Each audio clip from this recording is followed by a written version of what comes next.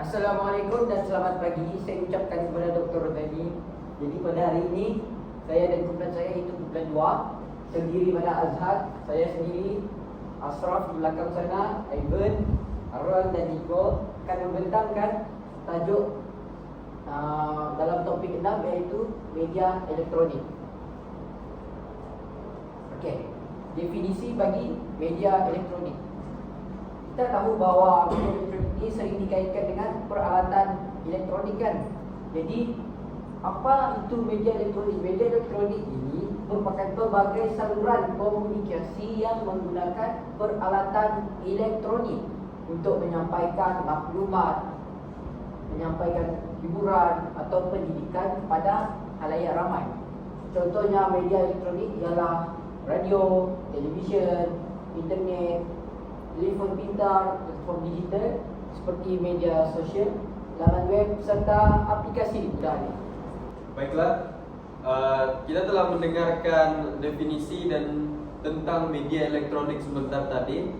Oleh yang demikian dapat kita ketahui juga tentang apa kepentingan media elektronik kepada dalam hidup kita. Jadi media elektronik memainkan peranan kritikal dalam perkembangan bahasa melalui kemampuannya yang pertama iaitu mempercepat penyebaran kosakata dan tren linguistik, seperti penyerapan istilah viral atau selfie ke dalam penggunaan harian. Ia juga membentuk norma komunikasi informal yang kedua, terutama dalam kalangan generasi muda dengan mempopularkan gaya bahasa santai melalui platform seperti TikTok dan juga WhatsApp.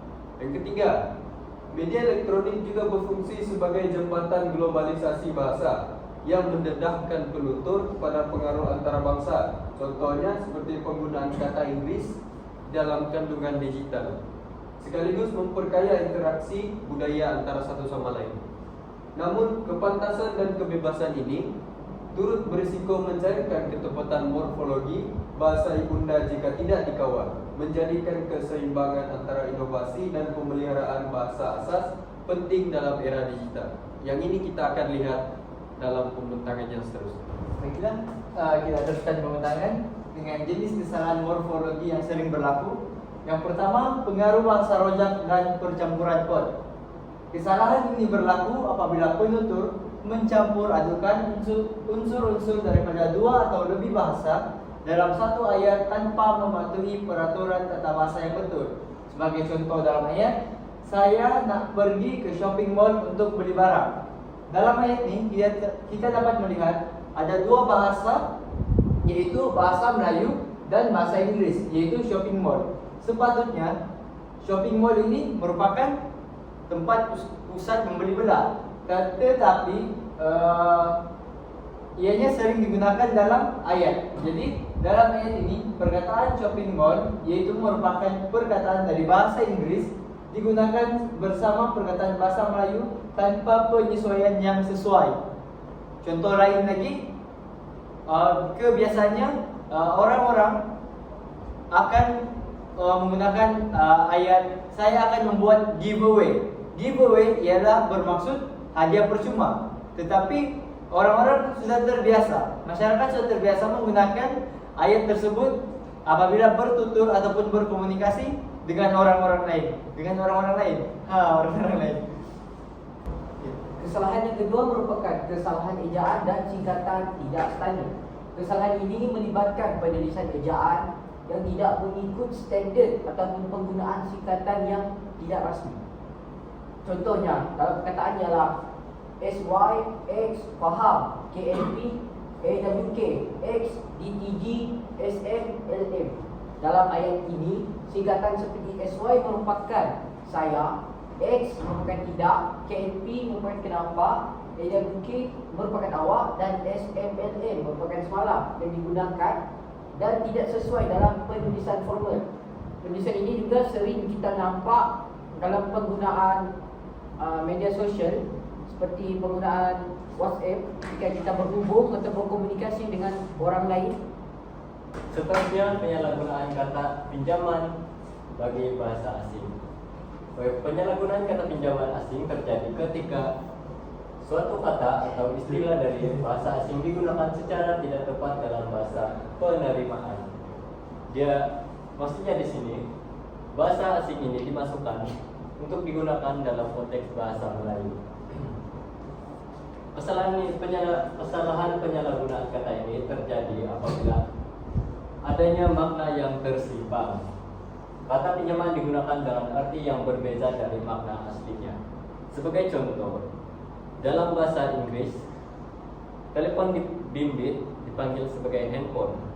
Namun, pada masa kini, orang ramai lebih menerima panggilan handphone tersebut sebagai dua huruf, yaitu H dan B. Ini membuatkan terjadinya penyimpangan makna yang amat jelas daripada handphone, yaitu telepon bimbit, kepada HP. Seterusnya, penggunaan bahasa tanpa padanan yang sesuai. Di sini terdapat contoh dan saya akan bacakan. Dia sangat konsisten dalam melakukan tugasnya. Oke, bagi perkataan konsisten ini sendiri merupakan kata pinjaman daripada bahasa Inggris, yaitu konsisten. Namun dalam bahasa Melayu, perkataan tersebut dapat diterjemahkan kepada tetap dan boleh digunakan sebagai padanan. Apabila kita melihat daripada konteks ayat ini,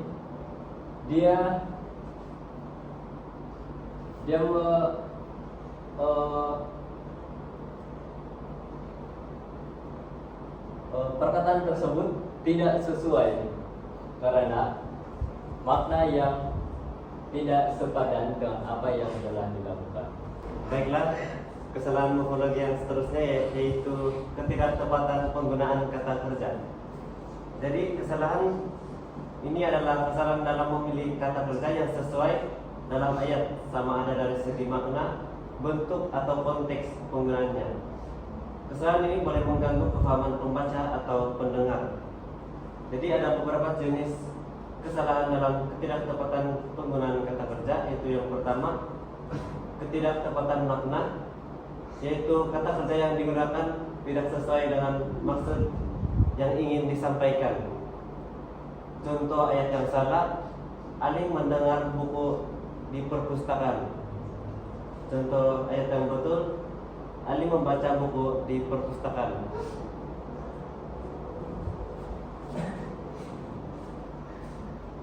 Contoh yang kedua, kesalahan yang kedua, yaitu ketidaktepatan bentuk kata kerja. Jadi kesalahan ini penggunaan bentuk kata kerja yang tidak sesuai dengan konteks ayat. Contoh ayat yang salah, saya berenang di padang bola semalam.